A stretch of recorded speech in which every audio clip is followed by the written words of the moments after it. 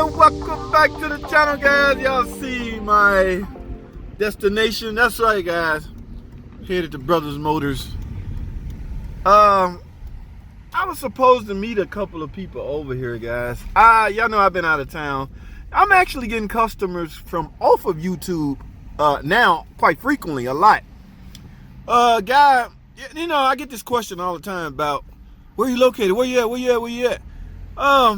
I'm in the Atlanta area, guys. Snellville, things like that. So yeah, that's where the shop I work out of is at. We're here on the Snellville area. So, but I had one guy, he had a 3.6 Pentastar and a 1500. What is going on over here? Okay, my man. Oh, he getting ready to bring it out, I guess. But anyway, I wonder if that it. Yeah, it's got a Hemi Pentastar in it, but there's some ticking. Now, the way I explained it, I was wondering if it could be fixed. But you know, some people feel better or more comfortable just getting a unit, complete engine. So that's what we got here. Now I'm over here to check on this. I haven't had a chance to talk to the guy since about 2 or 3 days, but he had the vehicle towed over here.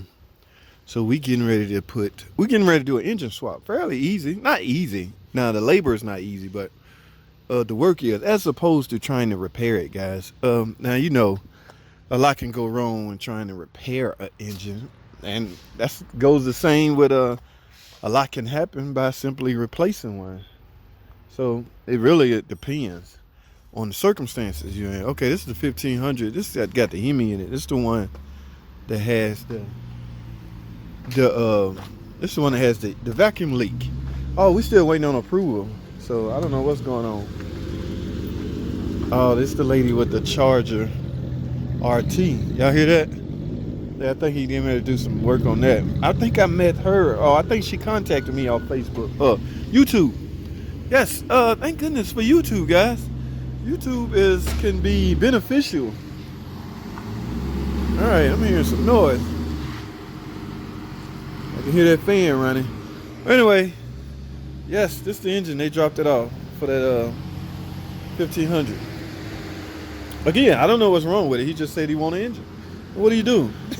You do exactly what people are paying you to do. All right. So that's going in at 1500. Yeah, guys, y'all know my thinking and my theory. When it comes to all of this getting replaced, we don't use, look, they just yanked the pulley off, man. These guys, some of these, junkyard. My thing is, I hope you got a warranty on it. You know, that's my whole thing. Good, they gave us a dipstick. So, now warranty, how long should a warranty be? I don't know. You'll know the condition of the engine in about 2 or 3 months, in some cases sooner. So, yeah, you'll know if it's gonna hang around for a while.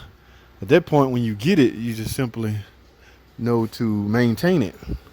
All right, so let me take a break, guys. When I come back, we're gonna find out what's going on. Yeah, all right, stay tuned. Yeah, I heard a little clunk when you backed up.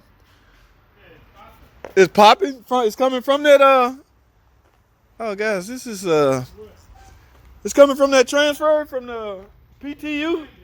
Huh? He put you in it. Oh no. Yeah, it was binder. The It was a transfer case of the axle. But you gotta use one in it already. long dry shaft. Clunky noise, guys. These are the hardest ones to track down, especially when it's equipped with all-wheel drive.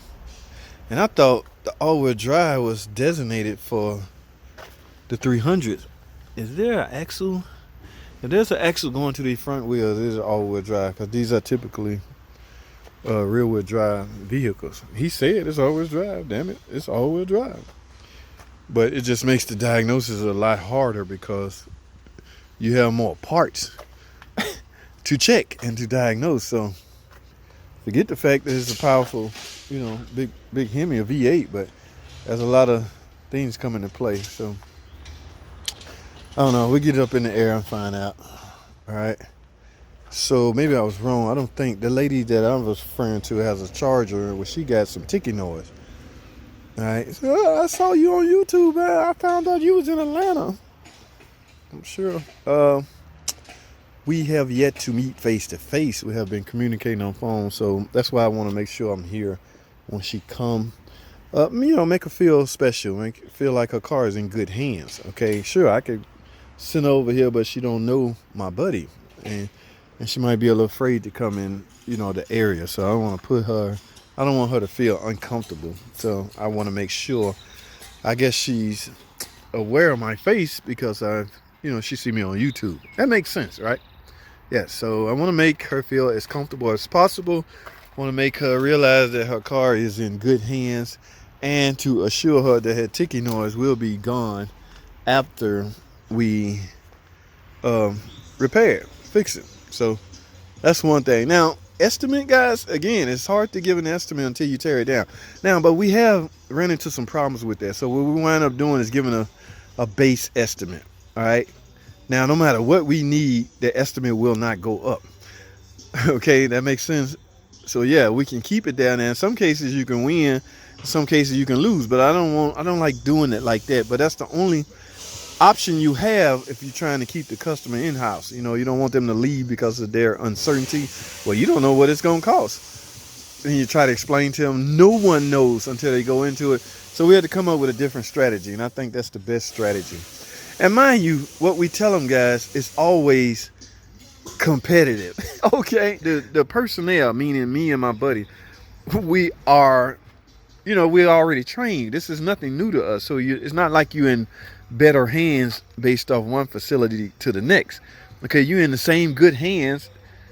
In fact, you might be in better hands. All right. So depending on the mechanic you're dealing with, knowledge. So when I say we do it for half, that's automatic. That's even more of a profit than what I was going to charge originally. All right, now I'm talking to mechanics right now. I'm not really talking to consumer because you got to be sensitive. You got to be a little careful with how you discuss things with the actual public, customers. You got to be careful how you discuss with them. But you guys that do not have expensive high overhead, you got a big window to deal with, because I'm telling you guys, there's some shop out here that's charging major money for some of the simplest repairs. Yeah, well, that may be easy for me to say, right? Simplest repair. Check out this BMW. So, but for the most part, yeah, I don't want to talk all day. I'm about to go ahead and find out. Where's the lady that dropped off the charger, or what color charger she has? In fact, I need to call her right now and see that she ever get it dropped off. Towed. They're supposed to tow it in. And there is not much space over here. Look at that black PT Cruiser still here. Is that it? Look like a charger, y'all? Oh, this might be it. See, man, didn't get it towed. All right, guys, let me make some phone calls and find out. Yeah, I'll do it like that. So, guys, this video been running too long. So, I'll fire the camera back up in a second, guys. We'll talk some more. All right, that's all I have. Thanks for watching. Comment, subscribe. I'll see y'all in the next video.